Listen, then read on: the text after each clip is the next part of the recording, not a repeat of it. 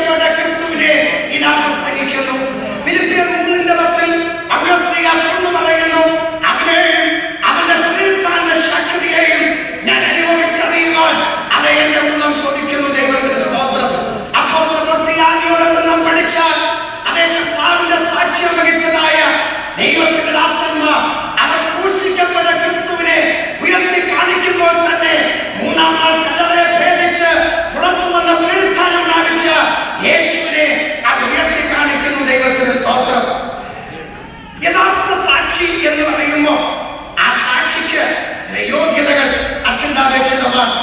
ചില യോഗ്യതകൾ ഞാൻ വേഗം പറഞ്ഞ് എനിക്ക് ലഭിച്ചിരിക്കുന്ന സമയപരിധിക്കുള്ളിൽ ഈ ശുശ്രൂഷ അതേ നിർവഹിക്കാൻ ആഗ്രഹിക്കുന്നു. ഒന്ന്, ഡീപ്പർ വിഷൻ.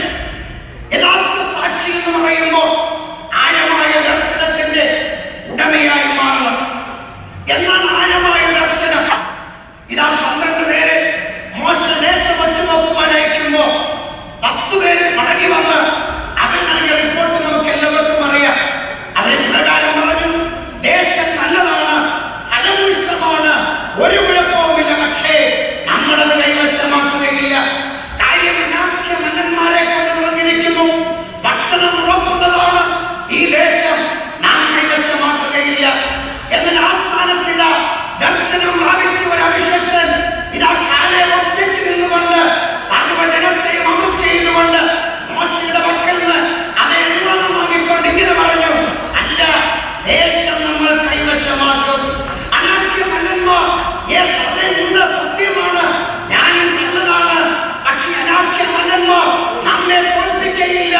അനാഖ്യമല്ലന്മാരെ നാം തോൽപ്പിക്കും.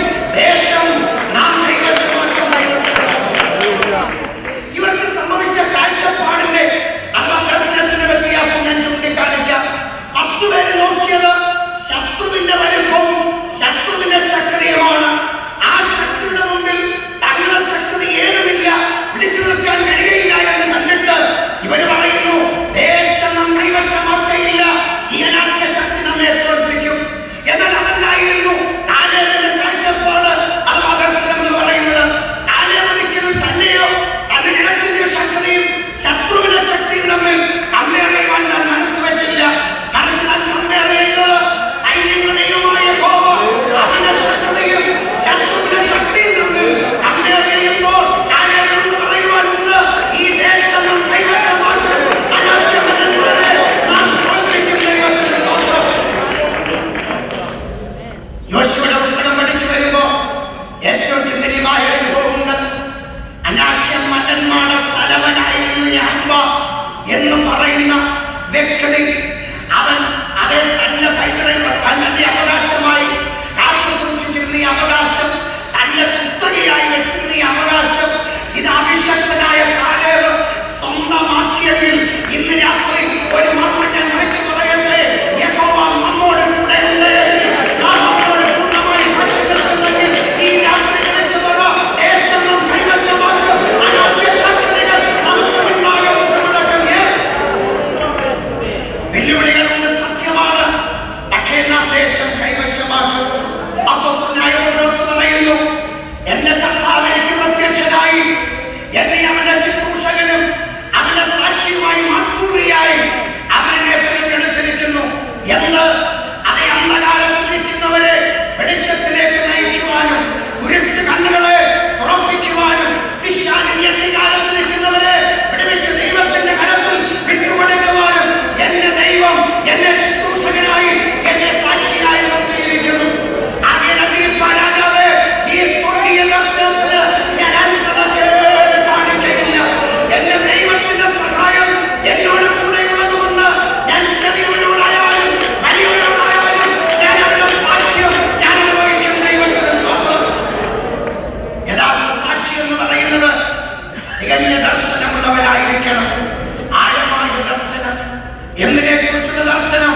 ക്രിസ്തുവിനെയും അവന്റെ ക്രൂശിനെയും